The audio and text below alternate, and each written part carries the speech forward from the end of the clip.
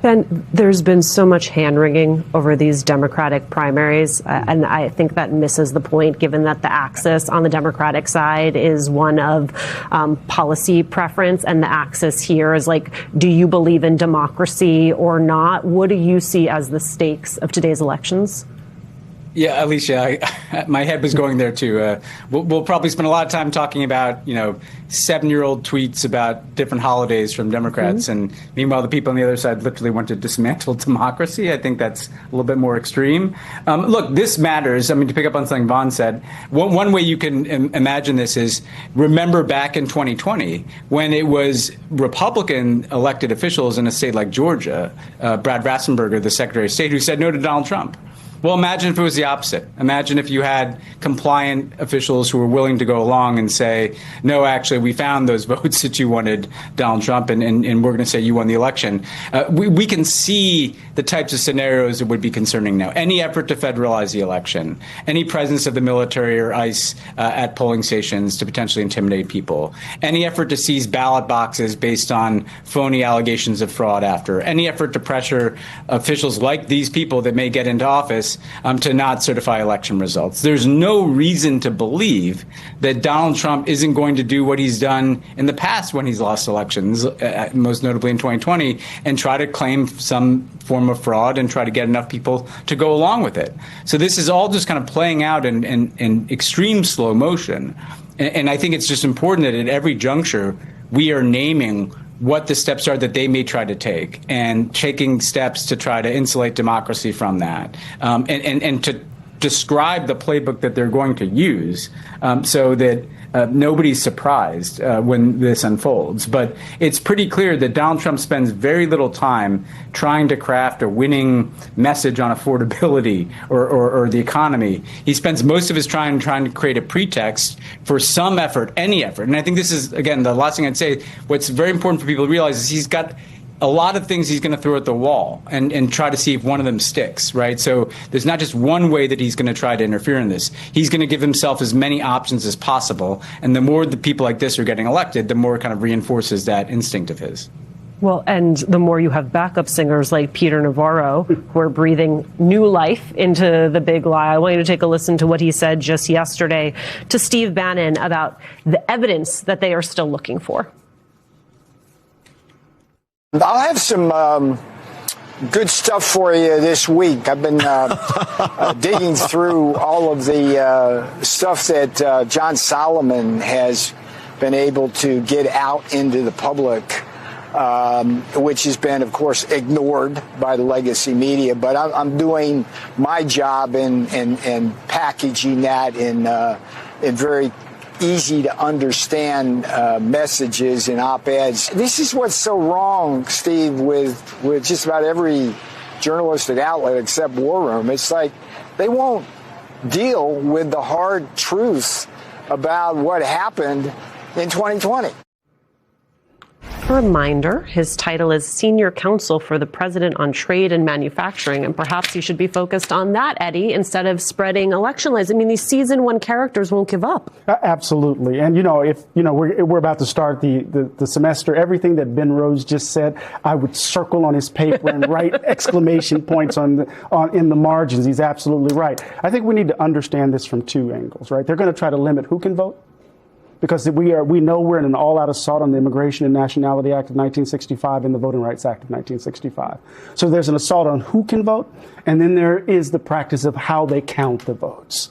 And they're coming at it from both directions. And I think it's important for us to be screaming at the top of our lungs. This is a 5-alarm fire, because this is a part of the assault on American democracy. And what Peter Navarro is talking, these are a band of liars.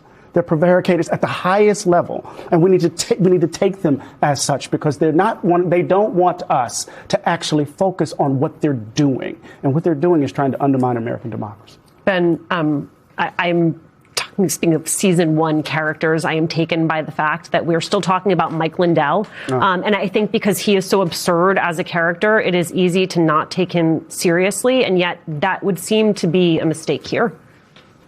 Yeah, I think that in some cases, people like that are a lightning rod that kind of distracts from the reality that underneath this is clearly a deeply well thought out set of plans that they have, right? Again, well said, to stop people from voting or to limit the people who can vote and to affect the vote count. And just because the most buffoonish person is the one who kind of attracts the most eyeballs, and a guy like Mike Lindell, doesn't mean that there are not other people all across this country at various levels of the Republican Party that has been captured by Donald Trump that are willing to go along with this kind of thing. And frankly, the fact that in order to win Republican primaries, there are people that feel like they have to go along with these lies demonstrates that this party is much more the party of Mike Lindell than it is of, I don't know, someone like John Cornyn that just got tossed out because he wasn't sufficiently pro-Trump in Texas, right? So this is the Republican Party, whether people are comfortable with that or not. And just because Mike Lindell is a particularly absurd spokesman for it doesn't mean that they're not also very smart people that are trying to figure out ways to limit people who can vote and to figure out ways to challenge the integrity of the vote itself. Well, and on top of that, sir, you have that clip that I played for you from Real America's Voice, where you basically like have the host like workshopping, like here's another way that maybe you could steal this election. You have the president continuing to talk about election fraud, the Save America Act, which he knows does not have the votes to pass. I want you to take a listen to what he said yesterday. Save America is voter ID with photo, by the way. You know, nice to have a. They're fighting on the photo. We don't want a photo. No, why don't they want? Because they want to cheat. You know, it's very simple. There's only one reason. But we want to have that. We want to have proof of citizenship. So it'd be nice to say, yes, I'm a citizen. Here's my citizenship. Proof of citizenship. And ideally, but we're not even stressing this because that's only a 79% issue. You know, that's not in the 90s. The mail-in ballots are so corrupt. You know that. Right. They're so corrupt. I am not sure, Sawyer, if my head is spinning from the content or from that graphics package, but it is spinning. I mean, he will not take no for an answer here. Yeah, Alicia, I don't know about you, but when I talk to folks who aren't in politics, you know, just out in the street about what's going on, they ask me all the time, do you think Donald Trump is going to steal the midterms? Do you think he's going to try and steal the next election? And I say, no, Donald Trump is not going to try and steal the next election. Donald Trump is already trying to steal the next election. I mean, it's insane. What he's already done is enough to warrant, I think, charges. He's ordered red states to go after mid-decade gerrymandering, rather, to steal as many seats as possible. He's stacked the DOJ and intelligence agencies with sycophantic loyalists who will do whatever he says. He's ordering states to hand over voter rolls. And he's already seized ballots from the 2020 election. I mean, this is a president who is actively engaged in an election theft. And I think Democrats are wise to do what they can right now to make preparations. I think they're wargaming all possible scenarios ahead of the midterms. But I also think they need to make clear right now that there's going to be charges against local, state and federal officials who try to, tamper with our elections. They need to make clear that, Donald Trump can't pardon you out of state charges. We're going to come after you if you try and, subvert the will of voters. I think that needs to happen right now because, he's clearly already taking maximalist steps to try and, seize power over our elections.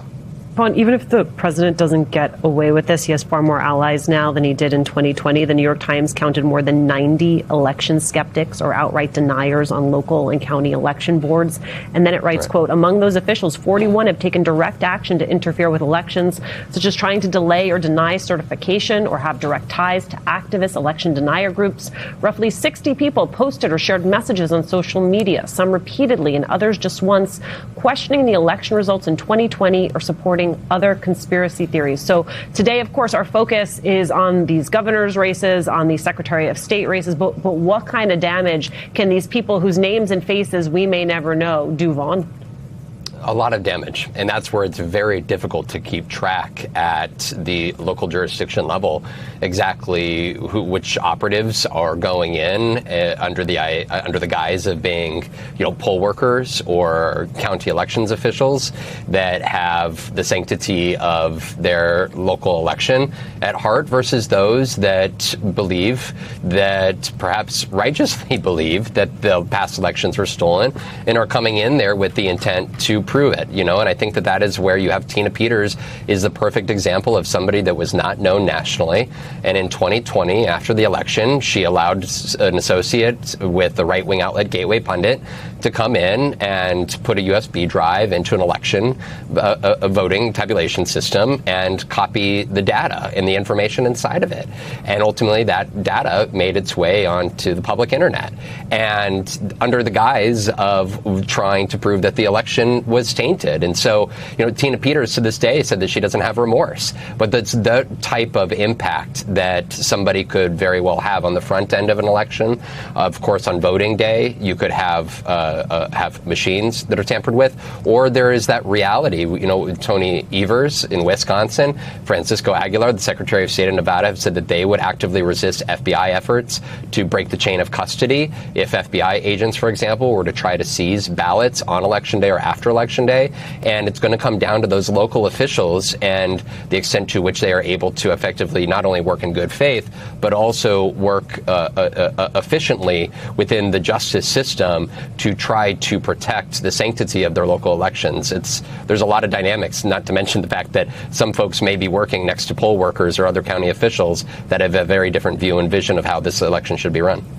Adi, you raised your hand as though we were in class. I just wanted to underline, given all that we've talked about, we shouldn't be talking about ideological differences with policy differences within the Democratic Party. We need to be focused on these folk who are trying to undermine our democracy in this moment.